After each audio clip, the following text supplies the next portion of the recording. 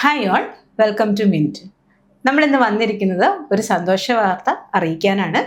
നമ്മൾ assistant salesman ASMന്റെ ഒരു 2 മാസത്തെ കോഴ്സ് ലോഞ്ച് ചെയ്യാൻ വേണ്ടി പോവാണ്. അപ്പോൾ ഒരു പുതിയ ബാച്ച് നമ്മൾ സ്റ്റാർട്ട് ചെയ്യാണ്, 2 മാസത്തെ അസിസ്റ്റന്റ് സെയിൽസ്മാന്റെ ബാച്ച്. ഓക്കെ, ഇപ്പം നമുക്കറിയാം ഈ 2 മാസം കൊണ്ട് എന്ത് ചെയ്യാൻ സാധിക്കില്ല, സിലബസ് ആദ്യം തൊട്ട് പഠിച്ച് വരാൻ നമ്മളെ കൊണ്ട് സാധിക്കില്ല. അപ്പം നമ്മൾ എന്താ ചെയ്യേണ്ടതെന്ന് വെച്ച് കഴിഞ്ഞാൽ സിലബസിലെ ഓരോ വിഷയത്തിനും കൊടുത്തിരിക്കുന്ന വെയിറ്റേജ് മനസ്സിലാക്കി തന്നെ നമ്മൾ പഠിച്ച് മുന്നോട്ട് വരണം. അപ്പോൾ നമുക്ക് ഓരോ സബ്ജക്ട്സിന് എത്രയാണ് വെയിറ്റേജ് എന്നുള്ളത് നോക്കാം. ഓക്കെ, ഓരോ സബ്ജക്റ്റിന് സിലബസിൽ എത്ര വെയിറ്റേജ് വെച്ചിട്ടാണ് ഡിവൈഡ് ചെയ്തിരിക്കുന്നത് എന്നുള്ളത് നമുക്ക് ആദ്യം തന്നെ നോക്കാം. അപ്പൊ നോക്കി, ഏറ്റവും കൂടുതൽ വെയിറ്റേജ് വരുന്നത് ആനുകാലിക വിഷയങ്ങൾക്കാണ്, കറണ്ട് അഫയേഴ്സിനാണ് അല്ലേ. 20 മാർക്കോളം കറണ്ട് അഫയേഴ്സിന് വന്നിട്ടുണ്ട്. അപ്പൊ ഏറ്റവും കൂടുതൽ ഇമ്പോർട്ടൻസ് കൊടുക്കേണ്ട ഏരിയ മനസ്സിലായല്ലോ, കറണ്ട് അഫയേഴ്സ് ആണ്. കറണ്ട് അഫയേഴ്സ് പഠിക്കാനായിട്ട് എന്താ ചെയ്യാൻ പറ്റുന്നത്, PYQs നോക്കുക എന്നുള്ളത് തന്നെയാണ്. കാരണം കറണ്ട് അഫയേഴ്സ് ഭയങ്കര വാസ്റ്റ് ആയിട്ട് കിടക്കുന്ന ഒരു സബ്ജക്റ്റ് ആണല്ലോ. നമുക്ക് എന്ത് പഠിക്കണം, ഓക്കെ, ഏത് ഏരിയ പഠിക്കണം എന്നുള്ളത് വളരെ കൺഫ്യൂഷൻ ഉണ്ടാവുന്ന ഒരു ഏരിയയാണ് കറണ്ട് അഫയേഴ്സ്. കാരണം ഒരുപാട് കാര്യങ്ങൾ, ഒരുപാട് വിഷയങ്ങളുമായി ബന്ധപ്പെട്ട് കിടക്കുന്ന ഒരു ഏരിയയാണ്. അപ്പോൾ ഏതൊക്കെ രീതിയിലാണ് ചോദിക്കുന്നത്, ഏത് ഏരിയയിൽ നിന്നാണ് ചോദിക്കുന്നത്, ഇതിനെപ്പറ്റിയുള്ള ഒരു വ്യക്തമായ ധാരണ നമുക്ക് വരണമെങ്കിൽ PYQs നോക്കുക എന്നുള്ളതാണ് ചെയ്യേണ്ടത്. ഓക്കെ, അപ്പൊ കറണ്ട് അഫയേഴ്സ് 20 മാർക്കിന്റെയാണ് വന്നിട്ടുള്ളത്.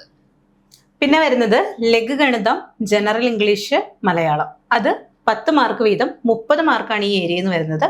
അതിൽ നമ്മൾ ലഘുഗണിതം അഥവാ മാത്സിനെ പറ്റി പറയുകയാണെങ്കിൽ എന്താണ്, നമ്മൾ ഏറ്റവും കൂടുതൽ ഇമ്പോർട്ടൻ്റ് ആയിട്ടുള്ള ഏരിയാസ് മനസ്സിലാക്കി ആ ഭാഗത്തു നിന്നുള്ള മാക്സിമം PYQs ഡെയിലി ബേസിൽ വർക്കൗട്ട് ചെയ്യുക എന്നുള്ളതാണ്. ഡെയിലി നമ്മൾ ഇംഗ്ലീഷിനും മലയാളത്തിനും അതുപോലെ തന്നെ മാത്സിനും നമ്മൾ സമയം നീക്കി വെക്കണം, മാക്സിമം ക്വസ്റ്റ്യൻസ് വർക്കൗട്ട് ചെയ്യണം. ഇംഗ്ലീഷിലേക്ക് വരുമ്പോൾ വൊക്കാബുലറി ഉണ്ട്, ഗ്രാമർ ഉണ്ട് അല്ലേ. ഇപ്പൊ വൊക്കാബുലറി അതുപോലെ തന്നെ ഒരുപാട് പ്രാക്ടീസ് ചെയ്താൽ മാത്രം നിങ്ങൾക്ക് കിട്ടുന്ന ഒരു ഏരിയയാണ്. കാരണം ഇപ്പൊ സിനോണിംസ് ആയിക്കോട്ടെ, ആന്റോണിംസ് ആയിക്കോട്ടെ, ഫ്രേസസ് ആയിക്കോട്ടെ, ഇഡിയംസ് ആയിക്കോട്ടെ, ഇതൊക്കെ ഏത് ചോദിക്കും നമുക്ക് പറയാൻ പറ്റില്ല. ഓക്കെ, ഒരുപാടുണ്ട്, അതിൽ ഏതെങ്കിലും ഒന്ന് ആയിരിക്കും അവർ സെലക്ട് ചെയ്ത് ചോദിക്കുന്നുണ്ടാവുക. അപ്പൊ നമ്മൾ എന്ത് ചെയ്യുക, PYQs നോക്കിയിട്ട് ഇനി എന്താണ് ചോദിക്കാൻ ചാൻസ് ഉള്ളത്. ഇപ്പൊ PSCയുടെ ഒരു ചരിത്രം നോക്കിക്കഴിഞ്ഞാൽ നമുക്കറിയാം, റിപ്പീറ്റഡ് ക്വസ്റ്റ്യൻസ് കാണാറുണ്ടല്ലോ. അപ്പൊ ധാരാളം റിപ്പീറ്റഡ് ക്വസ്റ്റ്യൻസ് നമുക്ക് പ്രതീക്ഷിക്കാം. അപ്പൊ വന്നിട്ടുള്ളത് വെച്ചിട്ട് എന്തൊക്കെയാണ് ഇനി ചോദിക്കാൻ സാധ്യതയുള്ളത് എന്നുള്ള രീതിയിൽ എക്സ്പെക്ട് ചെയ്ത് പഠിക്കാൻ പറ്റുന്ന ഒരു ഏരിയയാണ് ഇംഗ്ലീഷിന്റെ വൊക്കാബുലറി. എന്നാൽ പോലും ചിലതൊക്കെ എന്താണ്, നമുക്ക് എക്സ്പെക്ട് ചെയ്യാത്ത രീതിയിലുള്ള വാക്കുകൾ വരാറുണ്ട് പലപ്പോഴും. പക്ഷെ എന്നാൽ പോലും അത്യാവശ്യം നമുക്ക് വൊക്കാബ്സ് ഒക്കെ പഠിച്ചിട്ടുള്ള ഒരാൾക്ക് അത്യാവശ്യം എലിമിനേഷൻ ടെക്നിക്ക് എങ്കിലും ഉപയോഗിച്ചിട്ട് തന്നെ നമുക്ക് ആൻസറിലേക്ക് എത്താൻ പറ്റും. പിന്നെ ഇംഗ്ലീഷ് ഗ്രാമറിന് നല്ല തറോ പ്രാക്ടീസ് വേണം. ഓക്കെ, കറക്റ്റ് ആയിട്ട് പ്രാക്ടീസ് ചെയ്താൽ മാത്രമാണ് നമുക്ക് ഗ്രാമർ കൃത്യമായിട്ട് റൂൾസ് അറിഞ്ഞിരിക്കുക എന്നുള്ളത് തന്നെയാണ് ചെയ്യാൻ പറ്റുക. പിന്നെ മലയാളത്തിലേക്ക് വരുമ്പോൾ എങ്ങനെയാണ്, PYQs നോക്കുക, എന്തൊക്കെയാണ് ചോദിച്ചിട്ടുള്ളത്, ഏതൊക്കെ ഏരിയാസ് ആണ് അല്ലെ. ഇപ്പൊ കൃത്യമായിട്ട് സിലബസ് എന്നുള്ളത് തന്നെ ആ ഒരു പാറ്റേൺ തന്നെയാണ് ചോദിക്കുള്ളൂ. പിന്നെ അതിൽ നിന്നും പുതിയതായിട്ടുള്ള ക്വസ്റ്റ്യൻസ് മേക്ക് ചെയ്തിട്ടായിരിക്കും വരണ്ടാവുക. എക്സാമ്പിൾസ് പുതിയതാവുന്നേ ഉള്ളൂ, പക്ഷെ പാറ്റേൺ സെയിം ആയിരിക്കും. ഓക്കെ, അപ്പൊ ഇത്രയും സബ്ജക്ട്സ് ആവുമ്പോൾ തന്നെ ഏകദേശം എത്ര മാർക്കായി, 50 മാർക്ക് ആയി കഴിഞ്ഞു. അപ്പൊ ആനുകാലിക വിഷയങ്ങള്, അതുപോലെ മാത്സ്, റീസണിങ്, ഇംഗ്ലീഷ്, മലയാളം, ഇത്രയാവുമ്പോൾ തന്നെ എത്രയായി, 50 മാർക്ക് ആയി കഴിഞ്ഞു. ഓക്കെ, പിന്നെ വരുന്ന ഏതാണ്, ചരിത്രം, ഭൂമിശാസ്ത്രം, എക്കണോമിക്സ്, ഇന്ത്യൻ ഭരണഘടന, അതുപോലെ സിവിക്സ്. ഇത്ര സബ്ജക്ട്സിനായിട്ട് 25 മാർക്കാണ് വെയിറ്റേജ് വരിക. ഓക്കെ, പിന്നെ വരുന്ന ഭാഗമാണ് ജീവശാസ്ത്രവും പൊതുജനാരോഗ്യവും, ഭൗതികശാസ്ത്രം, രസതന്ത്രം, കലാ, കായികം, സാഹിത്യം, സംസ്കാരം, കമ്പ്യൂട്ടർ അടിസ്ഥാന വിവരങ്ങൾ, സുപ്രധാന നിയമങ്ങൾ. അത്ര ഏരിയ വരുമ്പോഴും 25 മാർക്ക്, മൊത്തം ആ ഭാഗത്ത് നിന്നും 50 മാർക്ക്. അപ്പൊ നമ്മൾ ഒരു കാര്യം പ്രത്യേകം ശ്രദ്ധിക്കണം, ഈ ഭാഗങ്ങൾ അതായത് പൊതുവിജ്ഞാനത്തിന്റെ ഏരിയ ഒക്കെ പഠിക്കുമ്പോൾ SCERT പാഠഭാഗങ്ങളും ഉൾക്കൊള്ളിച്ച് തന്നെ വേണം അതിന്റെ പഠനം ആരംഭിക്കാൻ. അതുപോലെ മാക്സിമം PYQs നമ്മൾ ചെയ്ത് പരിശീലിക്കണം. അപ്പോൾ ഇത്രയും മാർക്ക് ആവുമ്പോൾ എന്താണ്, കംപ്ലീറ്റ് ആയിട്ട് 100 മാർക്കാണ് നമുക്ക് കിട്ടുക. ഇത്രയും സബ്ജക്ട്സിന്റെ വെയിറ്റേജ് എല്ലാം കൂടെ ചേർത്തിട്ട് 100 മാർക്ക്. അപ്പോൾ ഒരു 60 മാർക്ക് എങ്കിലും, ഓക്കെ, 60 മാർക്ക് കൂടുതൽ, 60 മാർക്ക് എന്തായാലും ഉറപ്പിക്കാം, അതിലും കൂടുതൽ മാർക്ക് കിട്ടുന്ന രീതിയിലുള്ള ഒരു ആ രീതിയിൽ നിങ്ങളെ ചിട്ടപ്പെടുത്തി എടുക്കുന്ന രീതിയിലുള്ള ഒരു ബാച്ചാണ് നമ്മൾ ഉദ്ദേശിക്കുന്നത്. കാരണം എന്താണ്, PYQs ആണ് നമ്മൾ ക്വസ്റ്റ്യൻ പേപ്പേഴ്സ്, ഒരു 15 ക്വസ്റ്റ്യൻ പേപ്പേഴ്സ്, ഓക്കെ, മുൻ വർഷത്തിൽ നടന്നിട്ടുള്ള ഒരു 15 ക്വസ്റ്റ്യൻ പേപ്പേഴ്സിനെ ഡിസ്കസ് ചെയ്ത് അതിൽ നിന്നും എന്തൊക്കെ ചോദ്യങ്ങളാണ് വന്നിട്ടുള്ളത്, ഇനി എന്തൊക്കെ ചോദ്യങ്ങളാണ് വരാൻ സാധ്യതയുള്ളത് എന്നുള്ളതിനെ പറ്റി വ്യക്തമാക്കി മനസ്സിലാക്കി പഠിക്കുക എന്നുള്ളതാണ് നമ്മൾ ഉദ്ദേശിക്കുക. അപ്പോൾ നമ്മുടെ മുമ്പിൽ 2 മാസം മാത്രമാണുള്ളത്. അപ്പൊ അതുകൊണ്ട് തന്നെ ഒരുപാട് ബേസിലേക്ക് പോയി തുടക്കം മുതലുള്ള കാര്യങ്ങൾ, സിലബസിന്റെ അടിസ്ഥാന കാര്യങ്ങളൊക്കെ പഠിക്കാനുള്ള സമയമില്ല. അപ്പോൾ ഈ 2 മാസം കൊണ്ട് നിങ്ങൾക്ക് എങ്ങനെ ഏറ്റവും നല്ല റാങ്കിലേക്ക് എത്താം, ഓക്കെ, അല്ലെങ്കിൽ സാധാരണ രീതിയിൽ നമുക്ക് എന്തൊക്കെ കുറുക്കുവഴികൾ ഉപയോഗിച്ചിട്ട് നമുക്ക് നഷ്ടപ്പെടാത്ത രീതിയിൽ മാർക്ക് ഉറപ്പിക്കാം.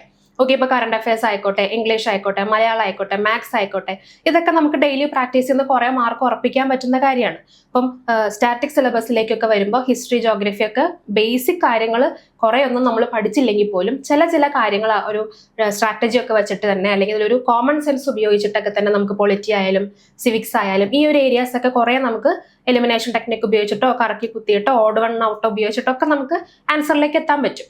അപ്പോൾ ആ രീതിയിൽ നിങ്ങളെ പ്രാപ്തരാക്കുന്നതിന് വേണ്ടിയിട്ടുള്ള ഒരു ക്വസ്റ്റ്യൻ പേപ്പറിന്റെ അനാലിസിസ് ആണ് നമ്മൾ ഉദ്ദേശിക്കുക. ഓക്കെ, അപ്പോൾ ക്വസ്റ്റ്യൻ പേപ്പറിൽ നിന്ന് ക്വസ്റ്റ്യൻസ് പിക്ക് ചെയ്യുന്നു, അത് സിലബസിൽ എവിടെയാണെന്ന് കണ്ടെത്തുന്നു, ആ ഒരു ഏരിയയിൽ വരുന്ന SCERT പോർഷൻസ് കണ്ടെത്തി അതിനെപ്പറ്റി പഠിപ്പിക്കുന്നു. ഓക്കെ, അത് നിങ്ങൾ പഠിച്ചു കഴിഞ്ഞ ശേഷം പിന്നീട് എന്താണ് ഒരു റിവിഷൻ അല്ലെങ്കിൽ ഒരു ടെസ്റ്റ് സീരീസ്. ഓക്കെ, ഒരു ടെസ്റ്റ് സീരീസ് നിങ്ങൾക്ക് പ്രൊവൈഡ് ചെയ്യും. വീക്കിലി ടെസ്റ്റുകൾ ഉണ്ടാവും. അപ്പോൾ നിങ്ങൾക്ക് ഈ ഡിസ്കസ് ചെയ്ത ക്വസ്റ്റ്യൻസ് വീണ്ടും റിപ്പീറ്റ് ആയിട്ട് എക്സാം ആയിട്ട് വരുമ്പോൾ അതിൽ നിങ്ങൾ എത്രത്തോളം പഠിച്ചിട്ടുണ്ട്, ഇനി എന്തൊക്കെയാണ് പഠിക്കാനുള്ളത് എന്നുള്ള ഒരു സെൽഫ് അനാലിസിസ് നിങ്ങൾക്കും നടത്താൻ പറ്റും. ഓക്കെ, അപ്പോൾ ആ രീതിയിലുള്ള ഒരു ബാച്ചാണ് നമ്മൾ ഉദ്ദേശിക്കുന്നത്. അപ്പൊ എന്തായാലും നിങ്ങൾക്ക് നല്ല യൂസ്ഫുൾ ആയിട്ടുള്ള ഒരു ബാച്ച് ആയിരിക്കും. ഇനിയിപ്പോൾ ഈ 2 മാസം കൊണ്ട് എന്ത് ചെയ്യും എന്ന് കൺഫ്യൂഷൻ അടിച്ചിരിക്കുന്ന ഒരു സിറ്റുവേഷനിലുള്ളവരാണ് നിങ്ങളെങ്കിൽ നിങ്ങൾക്ക് എന്തായാലും ഈ ഒരു ബാച്ച് യൂസ്ഫുൾ ആയിരിക്കും. അപ്പൊ നമ്മൾ പറഞ്ഞു ഈ 15 ക്വസ്റ്റ്യൻ പേപ്പറിന്റെ കാര്യം. ഇത് കൂടാതെ നമ്മൾ മാക്സിമം PYQs ഉൾപ്പെടുത്തി തന്നെയാണ് നമ്മൾ ഈ കോഴ്സ് തയ്യാറാക്കുന്നത്. അതുപോലെ തന്നെ SCERT ഫാക്ട്സിന് നല്ല ഇമ്പോർട്ടൻസ് കൊടുത്ത് തന്നെയാണ് നമ്മൾ ഈ കോഴ്സ് തയ്യാറാക്കിയിരുന്നത്. അതുപോലെ തന്നെ ഒരു കാര്യമാണ് ടെസ്റ്റ് സീരീസ്. നമ്മൾ മാക്സിമം ടെസ്റ്റ് എഴുതി ശീലിക്കുക എന്നുള്ളത് പരീക്ഷയ്ക്ക് മുമ്പ് പ്രധാനപ്പെട്ട ഒരു കാര്യമാണ്. കഴിവതും നമ്മൾ OMR തന്നെ എഴുതി ശീലിക്കണം. അതുപോലെ തന്നെ ടൈം ഡ്യൂറേഷനൊക്കെ വെച്ച് തന്നെ നമ്മൾ പരീക്ഷ എഴുതി ശീലിച്ചാലാണ് അത് നമുക്ക് പരീക്ഷ ഹാളിൽ വളരെ ഹെൽപ്ഫുൾ ആയിരിക്കും. അപ്പോൾ നമ്മളുടെ ടെസ്റ്റ് സീരീസും നിങ്ങൾക്ക് വളരെ യൂസ്ഫുൾ ആയിരിക്കും. അതുപോലെ തന്നെ മെന്റർഷിപ്പ്. ഓക്കെ, നിങ്ങൾക്ക് പേഴ്സണൽ മെന്റർഷിപ്പ് ഇവിടെ അവൈലബിൾ ആയിരിക്കും. നിങ്ങൾക്ക് ഏത് സമയം വേണമെങ്കിലും അപ്രോച്ച് ചെയ്യാം. ഡൗട്ട്സ് വരുമ്പോഴോ അല്ലെങ്കിൽ പഠിക്കുന്ന രീതിയെ പറ്റിയോ ഓക്കെ, അല്ലെങ്കിൽ ഏതൊക്കെ ഇനി ഫോക്കസ് ചെയ്യണം, ഓക്കെ, നിങ്ങളുടെ ഒരു പേഴ്സണൽ ആയിട്ടുള്ള ഒരു അനാലിസിസ് നിങ്ങൾക്ക് എപ്പോഴെങ്കിലും ആവശ്യമുണ്ട് എന്നുണ്ടെങ്കിൽ, അല്ലെങ്കിൽ ഇങ്ങനെ പഠിച്ചാൽ മതിയോ, ഇനി എത്രത്തോളം പഠിക്കണം, എത്ര ഫോക്കസ് ചെയ്യണം, ഇതുപോലുള്ള എന്ത് ഡൗട്ട്സ് വേണമെങ്കിലും നിങ്ങൾക്ക് എപ്പോൾ വേണമെങ്കിലും കോൺടാക്ട് ചെയ്യാവുന്ന രീതിയിലുള്ള മെന്റർഷിപ്പ് നിങ്ങൾക്ക് പ്രൊവൈഡ് ചെയ്യുന്നതായിരിക്കും. ഓക്കെ, അപ്പം നിങ്ങൾ കംപ്ലീറ്റ് ആയിട്ട് ഈ ഒരു എക്സാമിന് മുമ്പ് തയ്യാറാക്കി വിടുക എന്നുള്ള ലക്ഷ്യത്തോടെയാണ് നമ്മൾ ഈ ഒരു ബാച്ച് ഉദ്ദേശിക്കുന്നത്. 2 മാസം എന്ന് പറയുമ്പോൾ ചിലപ്പോൾ ഓഗസ്റ്റിൽ കറക്റ്റ് ഡേറ്റ് വന്നിട്ടില്ലല്ലോ. ASM കറക്റ്റ് ഡേറ്റ്, ഒരു കൺഫർമേഷൻ ഡേറ്റ് വന്ന ശേഷമേ പറയുള്ളൂ എന്നുള്ളതാണ് നമ്മൾ PSC കലണ്ടറിൽ കണ്ടിട്ടുള്ളത്. അപ്പൊ അതുകൊണ്ട് തന്നെ ചിലപ്പോൾ ദിവസങ്ങൾ നീളുന്നിടത്തോളം നമുക്ക് അത്രയും നല്ലത്. വീണ്ടും റിവിഷൻ പോകാം. ഓക്കെ, നിങ്ങൾക്ക് എത്രത്തോളം റിവിഷൻ ആവശ്യമുണ്ടോ അത്രയും നമ്മൾ പ്രൊവൈഡ് ചെയ്യുന്നതായിരിക്കും. അത്രയും ടെസ്റ്റ് സീരീസുകളൊക്കെ നിങ്ങൾക്ക് പ്രൊവൈഡ് ചെയ്യുന്നതായിരിക്കും. ഓക്കെ, അപ്പൊ ആ ഒരു രീതിയിൽ നിങ്ങൾ കംപ്ലീറ്റ് ആയിട്ട് എക്സാമിന് റെഡി ആക്കി വിടുക എന്നുള്ള ഒരു ഉദ്ദേശമാണ് ഈ ഒരു ബാച്ചിനുള്ളത്. അപ്പൊ എന്തായാലും നിങ്ങൾക്ക് യൂസ്ഫുൾ ആയിരിക്കും എന്നുള്ളത് ഉറപ്പാണ്. അപ്പോൾ നിങ്ങൾക്ക് ജോയിൻ ചെയ്യാനായിട്ട് താല്പര്യമുണ്ടെങ്കിൽ, ASM ഈ ഒരു എക്സാം നിങ്ങൾ ലക്ഷ്യം വെക്കുന്നുണ്ടെങ്കിൽ നിങ്ങൾക്ക് ഈ ഒരു ബാച്ചിലേക്ക് ജോയിൻ ചെയ്യാം. നിങ്ങൾക്ക് സ്ക്രീനിന്റെ താഴെ കാണുന്ന നമ്പറിൽ കോൺടാക്ട് ചെയ്താൽ നിങ്ങൾക്ക് ഡീറ്റെയിൽസ് കിട്ടും. എത്രയും പെട്ടെന്ന് നിങ്ങൾ ജോയിൻ ചെയ്യാം. അപ്പൊ നമുക്കറിയാം, നമ്മുടെ മുന്നിൽ വരുന്ന ഓരോ അവസരങ്ങളും നമ്മൾ എന്ത് ചെയ്യുക, നല്ല രീതിയിൽ വിനിയോഗിക്കുക, നമ്മളത് നഷ്ടപ്പെടുത്തി കളയാതിരിക്കുക. അപ്പോൾ എല്ലാവരും കോഴ്സിൽ ജോയിൻ ചെയ്യുക.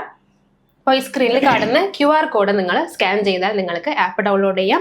ആപ്പ് വഴിയായിരിക്കും ക്ലാസ്സസ് എല്ലാം അവൈലബിൾ ആയിട്ടുണ്ടാവുക. ഓക്കെ, അപ്പോൾ എല്ലാവർക്കും ഈ ഒരു അസിസ്റ്റന്റ് സെയിൽസ്മാനിന്റെ പുതിയ ബാച്ചിലേക്ക് വെൽക്കം. ഓക്കെ, അപ്പോൾ താങ്ക് യു. നിങ്ങളെല്ലാവരെയും നമുക്ക് ആപ്പിൽ നേരിട്ട് കാണാം, നമുക്ക് പരിചയപ്പെടാം, പഠിക്കാം. ഓക്കെ, ഒരുമിച്ച് തന്നെ നിങ്ങൾക്ക് എക്സാമിലേക്ക് എത്താൻ പറ്റട്ടെ, ഈ ഒരു ജോലിയിലേക്ക് നിങ്ങൾക്ക് എത്താൻ പറ്റട്ടെ, ജോലി നേടാൻ പറ്റട്ടെ എന്ന് ഞങ്ങൾ ആത്മാർത്ഥമായിട്ട് ആഗ്രഹിക്കുകയാണ്. ഓക്കെ, ആശംസിക്കുകയാണ്. എല്ലാ വിജയാശംസകളും. Thank you. ആപ്പ് ഡൗൺലോഡ് ചെയ്യുക, ചാനൽ സബ്സ്ക്രൈബ് ചെയ്യുക. അപ്പോൾ താങ്ക് യു.